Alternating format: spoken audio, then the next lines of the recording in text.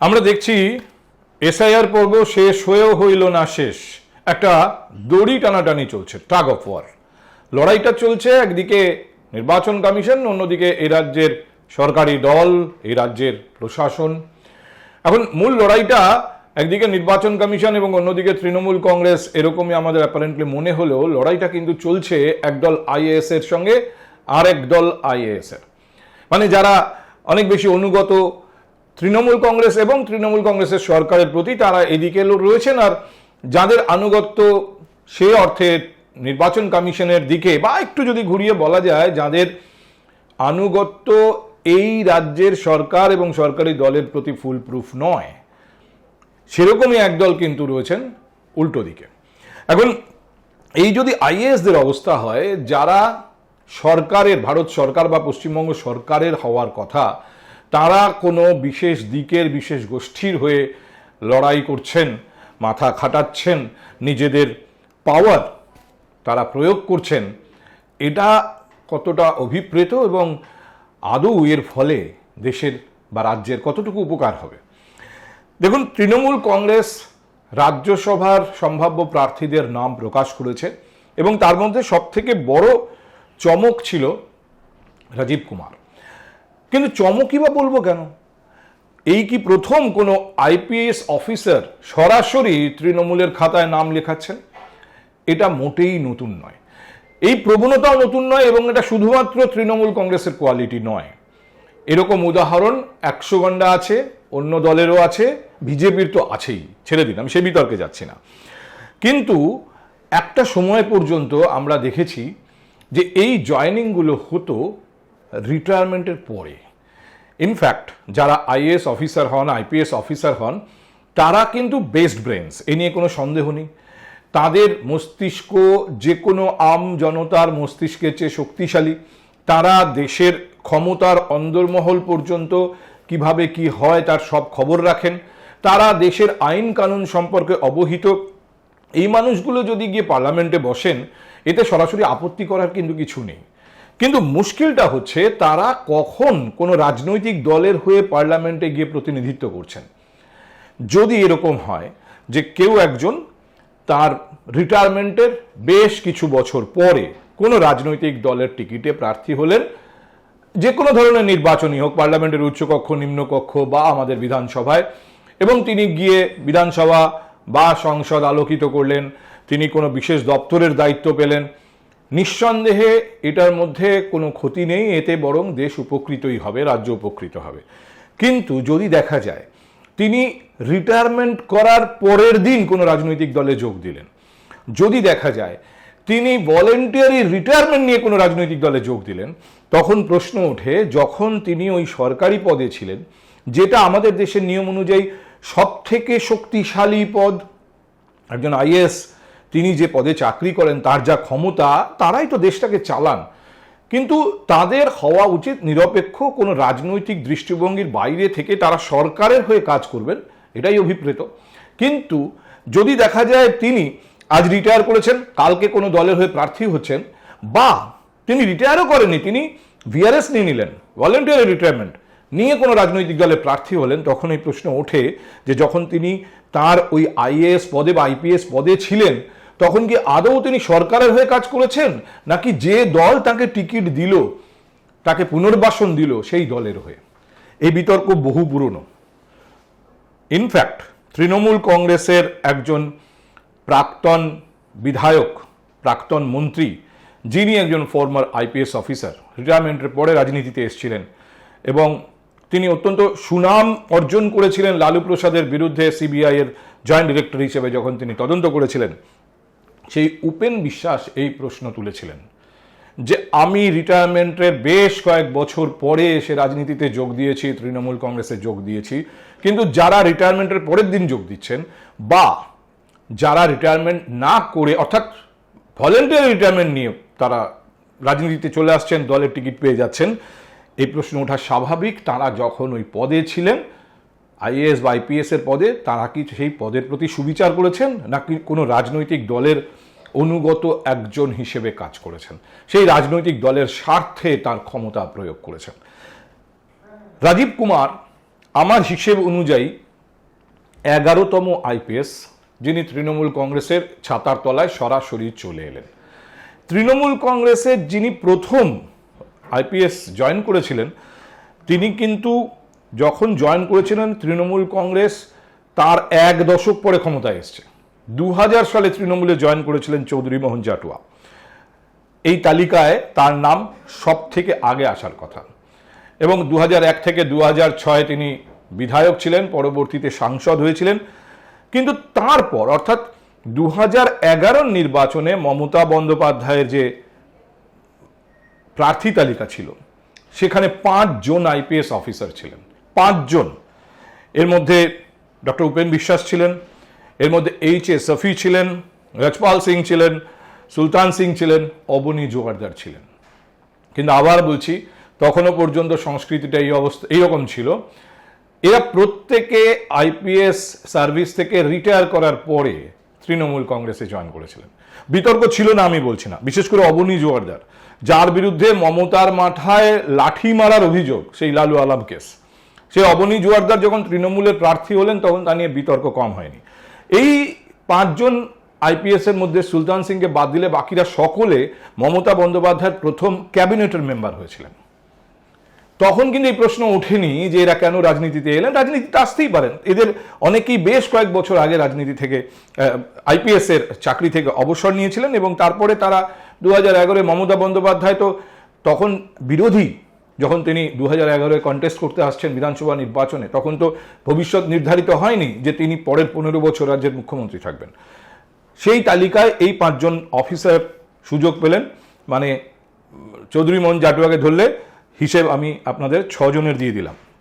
পরবর্তীতে যারা এসছেন তাদের মধ্যে সত্যজিৎ ব্যানার্জি, এই সত্যজিৎ ব্যানার্জি যিনি 2007-এ নন্দীগ্রামে পোস্টেড ছিলেন, সিবিআই যার বিরুদ্ধে চার্জশিট দিয়েছিল, সেই সত্যজিৎ ব্যানার্জি তৃণমূল কংগ্রেসে এলেন।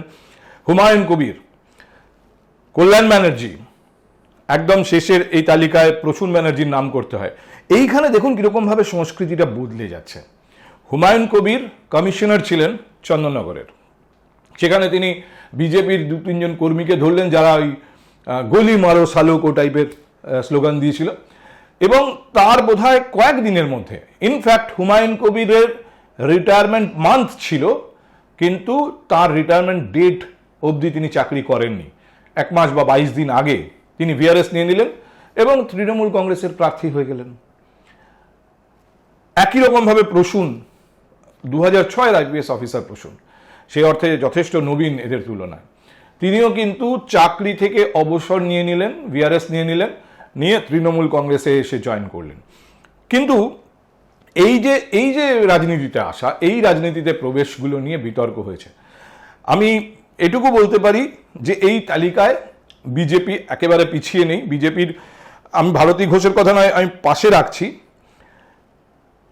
কলকাতা হাইকোর্টের বিচারপতি ভিআরএস নিয়ে নিলেন এবং তিনি বিজেপির প্রার্থী হলেন। এরপরে বিজেপি অন্তত এই ইস্যুতে সরাসরি তৃণমূল কংগ্রেসের বিরুদ্ধে প্রশ্ন তুলবে কি করে, কিন্তু আমি আপনি তুলতে পারি, এটা বলতেই পারি যে যখন ওই অফিসার বা ওই বিচারপতি তিনি পদ থেকে ভিআরএস নিয়ে বা জাস্ট রিটায়ার করার পরের মাসে, পরের দিনে কোনো দলের হয়ে প্রার্থী হচ্ছেন, তখন এই প্রশ্ন তোলা কি অস্বাভাবিক? যখন তিনি পদে ছিলেন তখন সেই দলের স্বার্থে তিনি কাজ করেননি, সেই দলের আনুগত্য তিনি প্রদর্শন করেননি। এই প্রশ্ন কেন তোলা যাবে না? এই প্রশ্ন এর আগেও উঠেছে, এই প্রশ্ন এর পরেও উঠবে। রাজীব কুমার সাম্প্রতিকতম উদাহরণ যিনি এই তালিকায় যুক্ত হলেন। তবে এটাও ঠিক যে রাজীব কুমার এতটাই বিতর্ক নিয়ে রিটায়ার করলেন এবং তার আগে তিনি এতভাবে অ্যাসোসিয়েটেড হয়ে গেলেন তৃণমূল কংগ্রেস তথা তৃণমূল কংগ্রেস নেত্রী মমতা বন্দ্যোপাধ্যায়ের সঙ্গে, যে তাকে তৃণমূলের দলীয় লোক বলে এর আগে 1000 বার অভিযোগ করা হয়েছে। দেখুন, রাজীব কুমার খুব এফিশিয়েন্ট অফিসার ছিলেন কলকাতা পুলিশে। মমতা বন্দ্যোপাধ্যায় 2011-এ যখন প্রথম মুখ্যমন্ত্রী হলেন, প্রাথমিকভাবে রাজীব কুমার তার গুড বুকে ছিলেন না বলেই আমি শুনেছিলাম, কিন্তু এই ছবিটা বদলাতে শুরু করে এবং সবথেকে বড় পরিবর্তনটা হয় 2013-এ যখন সারদা মামলাটা হয়, যে এসটিএফ তৈরি হয়েছিল, স্পেশাল টাস্ক ফোর্স, এই ব্যাপারে তদন্ত করার জন্য রাজীব তার নেতৃত্বে ছিলেন।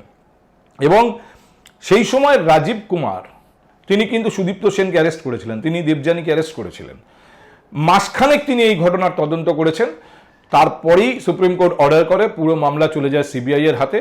কিন্তু এই অভিযোগে রাজীব অভিযুক্ত হন যে সিবিআইকে তিনি অনেক ডকুমেন্ট দেননি, লাল ডায়েরি, পেন ড্রাইভ। আপনারা জানেন এইসব বিতর্ক এমন কিছু নতুন নয়। বিতর্ক অন্য মাত্রা পায় 2016 নির্বাচনের আগে, কারণ বিরোধী পক্ষের অন্যতম প্রচার ছিল রাজীব কুমার সারদা মামলার যাবতীয় তথ্য প্রমাণ তিনি এমনভাবে মুছে দিয়েছেন যে সিবিআই সেখানে শাসক দলের কাউকে শেষ পর্যন্ত অ্যাসোসিয়েট করতে পারেনি, তাদের বিরুদ্ধে অভিযোগ সাজাতে পারেনি। এই মাত্রা আরো অন্য জায়গায় চলে যায়, অন্য স্তরে উঠে যায় 2019-এর লোকসভা নির্বাচনের আগে। এটাও একটা ধরনের রাজনীতি, যেগুলো সবই নির্বাচনের আগে আগেই হয়। 2016 নির্বাচনের আগে মূল এই রাজীব কুমার অভিযুক্ত হলেন রাজনৈতিকভাবে, আর 19-এর নির্বাচনের আগে রাজীব কুমারের বাড়ি পৌঁছে গেল সিবিআই। সেবার তো মমতা বন্দ্যোপাধ্যায় ধর্নায় বসে গেলেন রাজীব কুমারের বিরুদ্ধে যাতে কোনো ব্যবস্থা না নেওয়া হয়, এবং শেষ পর্যন্ত সুপ্রিম কোর্টে এই মামলায় সুপ্রিম কোর্ট রাজীব কুমারকে রক্ষা কবচ দিল, 70 ঘন্টার ধর্না তুললেন মমতা বন্দ্যোপাধ্যায়। তখন থেকেই এটা মোটামুটি স্পষ্ট যে রাজীব মমতা বন্দ্যোপাধ্যায়ের ব্লু আইড বয়, এবং তিনি কলকাতার পুলিশ কমিশনার সেই সময় 19-এ। পরবর্তীতে তিনি বেশ কিছুদিন নানা বিতর্কের মধ্যে ছিলেন, তখন তাকে প্রকাশ্যে কিছুদিন দেখা যায়নি। শোনা যায় মেঘালয় এই সমস্ত জায়গায় গিয়ে তিনি সিবিআই এর অফিসারদের সঙ্গে তাদের জেরার মুখোমুখি হয়েছেন। এরপর তিনি আবার রাজ্য পুলিশের ডিজি পদে ফিরে এলেন, একাধিকবার তিনি এভাবে ফিরে ফিরে এসছেন। কিন্তু তারপরে আবার শেষ আইপ্যাকে ইডির অভিযান, এবং সেখানে মমতা বন্দ্যোপাধ্যায়ের সঙ্গে রাজীব কুমারের পৌঁছে যাওয়া। এই মামলাটা এমনভাবে ইডি করেছে, রাজীব কুমার অভিযুক্ত, এবং সবথেকে বড় কথা তিনি তখন রাজ্যের ডিজি, তার বিরুদ্ধে ইডি এই অভিযোগ করছে যে তাদের বাধা দেওয়া হয়েছে। সেই বাধা যারা দিয়েছেন তার মধ্যে রাজ্য পুলিশের ডিজি ছিলেন। মুখ্যমন্ত্রীর থেকেও রাজ্য পুলিশের ডিজি হিসেবে রাজীব কুমারের অসুবিধায় থাকার কথা এই মামলায়। ফলে 31শে জানুয়ারি তিনি রিটায়ার করেছেন, 1 ফেব্রুয়ারি থেকে তাকে কলকাতায় দেখা যায়নি, এমনকি ভারতবর্ষে দেখা যায়নি, তিনি বিদেশে চলে গিয়েছিলেন। অনেকে এই নিয়ে এই ধরনের অনুমানও করতে শুরু করেছিলেন যে রাজীব বুঝতে পেরেছেন এখানে থাকা নিরাপদ নয় ইত্যাদি। কিন্তু তার প্রত্যাবর্তনটা হলো এইরকম। তৃণমূল কংগ্রেসের রাজ্যসভার প্রার্থী তালিকায় ফিরে এলেন তিনি, এবং তৃণমূল কংগ্রেসের যা নাম্বার তাতে তিনি পরবর্তী রাজ্যসভার মেম্বার হচ্ছেন। এবং রাজীব কুমার অ্যাজ রাজ্যসভা মেম্বার যদি তাকে ফুল পোটেনশিয়ালি তৃণমূল কংগ্রেস ইউজ করে, তাহলে তিনি সেখানে তার ভাবমূর্তি ফিরিয়ে নেওয়ার, ভাবমূর্তি উন্নত করার অনেক সুযোগ পাবেন। এখন প্রশ্ন হচ্ছে আইনত তার বিরুদ্ধে যে অভিযোগগুলো আছে সেই অভিযোগগুলোর কি হবে? সেগুলো কি এতে সেটিসাইড হয়ে যাচ্ছে? আমি নিজে আইনের লোক নই, কিন্তু এই অভিযোগগুলো যে একেবারে নির্মূল হয়ে যাবে আমার মনে হয় না। কিন্তু আবার রাজ্যসভার সাংসদ হিসেবে তিনি কিছু রক্ষা কবচও পাবেন। আমি সব শেষে শুধু আপনাদের এইটুকু জানিয়ে রাখি যে Rajiv Kumar as an officer Kolkata পুলিশের আউটস্ট্যান্ডিং অফিসারদের মধ্যে অন্যতম। একটা আমার কেরিয়ারের বেশ লম্বা সময় 10-15 বছর আমি কলকাতা পুলিশ এবং রাজ্য পুলিশের সঙ্গে খুব ক্লোজলি কাজ করেছি অ্যাজ পুলিশ রিপোর্টার, এবং সেই সময় বড় বড় ঘটনা ঘটেছে। রাজীব কুমার সেই সমস্ত মামলায় যে দক্ষতার পরিচয় দিয়েছেন, কলকাতা পুলিশের খুব কম অফিসারের কলারে এই ধরনের ব্যাচ আছে। তার মধ্যে অন্যতম খাদিমকর্তা অপহরণ মামলা, এগুলো সব অ্যাসোসিয়েটেড। খাদিমকর্তা অপহরণ মামলার যে র্যানসামের টাকা, প্রায় 4 কোটি টাকা, তা গিয়েছিল আমেরিকায়, এবং সেই টাকায় প্রশিক্ষণ হয়েছিল যারা টুইন টাওয়ারে গিয়ে বিমান হামলা করেছিল, সেই মোহাম্মদ আটা, তারা প্রশিক্ষিত হয়েছিল এই 4 কোটি টাকায়, ভারতবর্ষ থেকে মুক্তিপণ হিসেবে তোলা টাকা। এর পেছনে অন্যতম মাস্টারমাইন্ড ছিল আসিফ রেজা খান, আফতাব আনসারি। আফতাবকে দুবাই থেকে গ্রেপ্তার করে নিয়ে আসা হয়, এর পেছনে রাজীব কুমারের বিরাট অবদান আছে। এবং শুধু তাই না, আসিফ রেজা খান গুজরাট পুলিশের এনকাউন্টারে মারা যায়, পরবর্তীতে তার প্রতিশোধ নিতে আমির রেজা, আসিফ রেজার ভাই, কলকাতার আমেরিকান ইনফরমেশন সেন্টারে AK-47 দিয়ে গুলি চালিয়েছিল ভোরবেলা, তাতে কলকাতা পুলিশের কিছু কনস্টেবল মারা গিয়েছিলেন। এই ঘটনাতেই পরবর্তীতে আফতাব আনসারি গ্রেপ্তার হয়। এই গোটা মামলাগুলো অন্যতম গুরুত্বপূর্ণ ইনভেস্টিগেটিং অফিসার ছিলেন রাজীব কুমার, এবং এই মামলায় আলটিমেটলি আফতাব আনসারিকে দুবাই থেকে গ্রেপ্তার করে নিয়ে আসা রাজীব কুমারের এই অসম্ভব দক্ষতার কারণে এটা সম্ভব হয়েছিল। ফলে রাজীব কুমারকে আমরা যতই সমালোচনা করি, একজন পুলিশ অফিসার হিসেবে তিনি কিন্তু অত্যন্ত দক্ষ অফিসার ছিলেন, কিন্তু পরবর্তীতে এমন এমন বিতর্কে তিনি জড়িয়ে পড়েন যাতে আমি আবার বলছি তার ভাবমূর্তি ভয়ঙ্কর রকমভাবে ক্ষুণ্ণ হয়। কিন্তু রাজীব কুমার আবার ফিরে আসছেন, এবার আসছেন সংসদে। তিনি তার ভাবমূর্তি ফেরাবেন নাকি অন্যভাবে বিতর্কিত হবেন, সেদিকে আমাদের নজর রাখতে হবে।